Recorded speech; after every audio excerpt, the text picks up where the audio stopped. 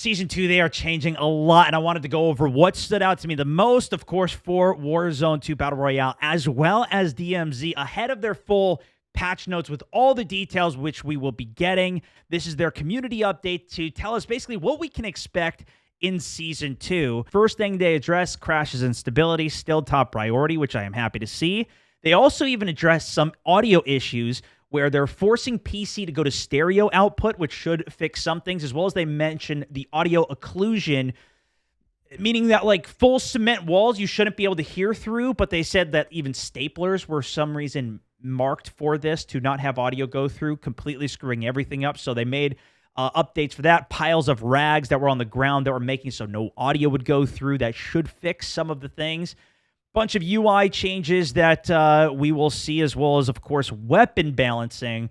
They said this is going to be more similar to what we saw even back in Warzone 1, where we have like mid-season updates. The Season 2 is just going to have something, even like the last mid-season update, which will hopefully, bring the RPK back in line. Fingers crossed we see some sniper love, although I highly doubt it from everything else we've read in all these blog posts in the past. One of the biggest things we already saw this tease was the Gulag. It is 1v1, but we also found out that there's going to be a complete redesign for future maps for the Gulag that are going to be specifically for 1v1, and they're just going to, for the time being for Season 2, revamp the one they already have and make that into a 1v1 one, but there's also going to be cash on the floor of the Gulag, which I thought was pretty interesting. And as the time goes by, as the zones start closing, it gets later and later in the game, it's going to cycle from being like, some machine guns to assault rifles and even light machine guns as your primary as the circle progresses throughout it.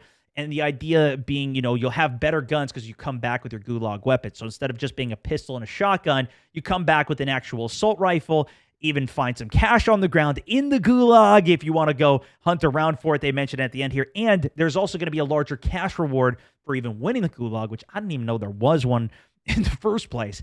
Speaking of the cash economy, they said there's going to be a slight reduction for cash rewards for completing contracts, but the floor loot that you find previously, the minimum cash amount was $100. Now the minimum amount you'll find on the ground is $800 per cash pile. So when you're looting those shelves, that is going to be significantly more cash, assuming there's still as many spawns. But they also did mention, and this is important to note, you can no longer find cash in basic or even legendary supply boxes. So listening for that is not going to be the key anymore. But the white strongholds, containers, even the stronghold supply boxes, all of that can still hold cash. But I think you're going to be looking for a lot more on the ground in terms of changing your overall gameplay strategy. In terms of looting and inventory as well, they're now completely getting rid of the looting system where you open a duffel bag and you got to go through it all. You just open the duffel bag and all the loot is going to spill onto the floor. And they're also completely removing the bag system, which I'm a little skeptical of. Now, this is still going to be on DMZ from everything I read, but in the Battle Royale, they're getting rid of medium and large bags. Everybody's going to have the same bag the entire way through. You're not going to need to deal with that when you kill somebody. Their loot's going to be on the ground, just like it was in Warzone 1, which I think is my overall hope with this is that it just, because I can learn how to loot different things, right? I can learn this system, that system, whatever it is. I was fine with the last game with how it was, but I just want to actually be able to pick up the item that I am intending to pick up and do it in a relatively fast fashion. Because right now, when I try and loot stuff, even off of players with bags, there is a lot to go through. I can manage it. I figured it out. But sometimes it doesn't work. Or sometimes it goes to the bag. Sometimes it goes to the other. Even if I click the right thing, it doesn't work. Or maybe I misclick it.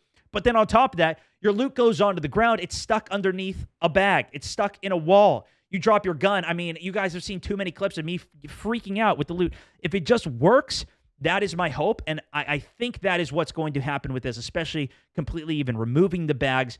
Players will also have the same backpack throughout. This is also going to help with the fact that people were stacking so many self-reses, so many stuns, so many flashbangs, airstrikes, whatever. You're just going to have less room for all of it. You're no longer going to have players who completed a black site and got all large bags and have 20 airstrikes, 20 self-reses, whatever, all at the end game. Actually, even more, right, with all the slots that you have. Loadouts are also seeing a change as well. Customizable perk packages finally are going to be here. I've talked a lot of smack about the perk packages in general, but we are now going to actually have them customizable. They said they're going to keep an eye out on all of those. You still are going to be able to buy your primary gun from the buy stations, and they're even going to be cheaper, as well as loadout markers. You can now buy infinite of them at buy stations with an even cheaper price. So it's not going to be only the first team that gets there can get the loadout. They're really doing a lot in terms of the making loadouts just a lot more available. In addition, there's going to be a second loadout drop event, meaning more loadout packages coming later in the game, like we saw in Warzone 1 as well, which I'm going to like too. Maybe less people camping it because they're so much more likely to be camped because everybody's going to the exact same ones. There's only, sometimes even 2 per zone if it's like a split zone. I'm actually pretty happy with this, although people are going to be a lot beefier at the end game. So if you're the one who made it through, going to be a little less fortunate. Same thing with they're getting rid of all the backpacks. They're also getting rid of the 3-plate system. So think about it. The looting is just going to be a lot more straightforward for Battle Royale, and it's just going to let you play the game a little bit more, which that's what I'm more excited for. But everybody's going to have 3 plates from the start. You're all going to start with it. So it's not going to be, oh, you found a 3-plate. Now this person's going to win the fight. That leaves it a lot more to luck. Oh, I just happened to find my 3-plate, so now I'm going to win this fight. You could still get around it. People still win even without plates at all to get a counterplay, but it's just going to make things a little bit more fair off the entire start of the game, which a lot of people who are relying on a little more luck not going to be so happy about at the same time. I'm a little more indifferent on this one, but I am happy overall that they have made it on a level playing field. It's not my favorite part of the game. It's the same thing in Apex. I was never a big fan of the whole armor looting system and everything, and they did a lot to make theirs better in terms of having even progressively growing stronger armor. That's just out for everybody, not the specific one you find. Anyways, movement coming into this game as well. They did say they are going to be improving a little bit, and I think I have a different take from what a lot of the other people that I see in the community really want movement to just go back to complete slide canceling, full speed sprinting while you're plating, all of that stuff. I like to have at least a little bit more strategy and trade-off with it, but I do think there could be more, and I think this is actually a great change where when you're plating, you can still bust through doors. I like being able to be mobile. And even if they let you go like normal running speed, I think that would be fine too. Not necessarily, running faster than absolutely everybody, but that does allow for some really cool plays and some flashy plays. And, it's a lot of fun, and it's something to work towards and get better at with it. But anyways, cool change. Buy stations as well.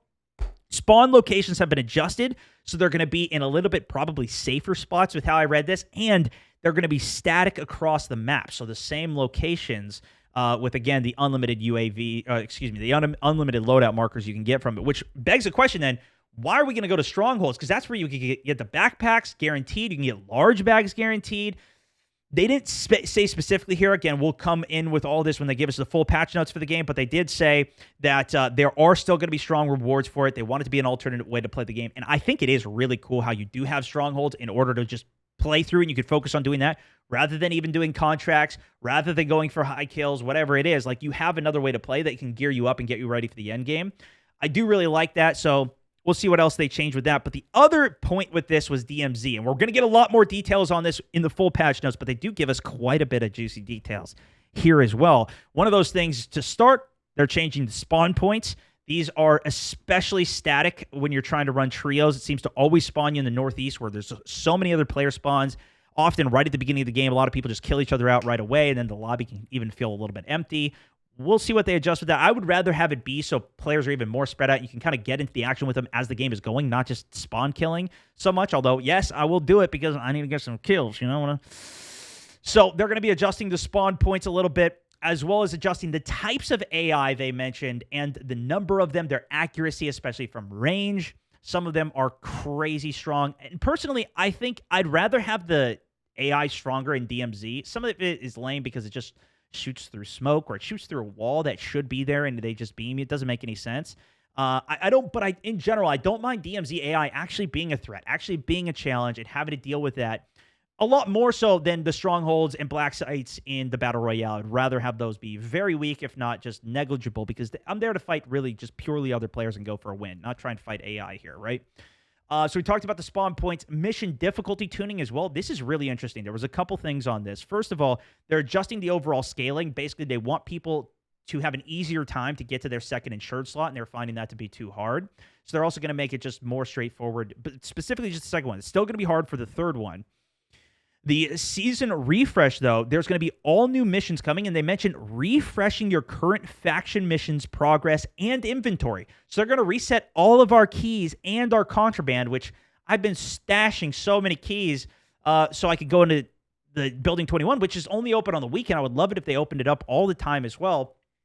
Anyways, they're going to be refreshing it. So I think they're going to change the missions that are even already there, likely in accordance with this, making them a little bit easier to complete, especially some of those mid-tier missions for us, as well as because there's a new map coming. There's a new exclusion zone. This is likely going to be the resurgence map that we're going to see for Battle Royale coming. They mentioned this is going to be something new, small map, new exclusion zone. It's probably going to be the DMZ side of it here. And the missions are going to be doable across all of the different maps, so including Building 21 as well, which I think is going to be very, very cool and is boding well for, I think, the direction that DMZ is headed. Think about, even another year from now, they add a couple even more zones, bring it together. I think it could be extremely cool, especially if you can just choose which map you want to go to. Maybe one's better for solos. Maybe it's even a solo design map or something. All right, I'm getting ahead of myself here, but you see what I'm saying. And really, that was the total summary. We're going to get a lot more information with the full patch notes. I will keep you guys updated, but I just want to do a quick video updating you with some of my initial thoughts because I know everybody wants to know, and I did some full commanding officer videos on stream today. So anyways, thanks so much for watching. Give it a like. Make sure you're subscribed for all the latest. Soulman64, over and out.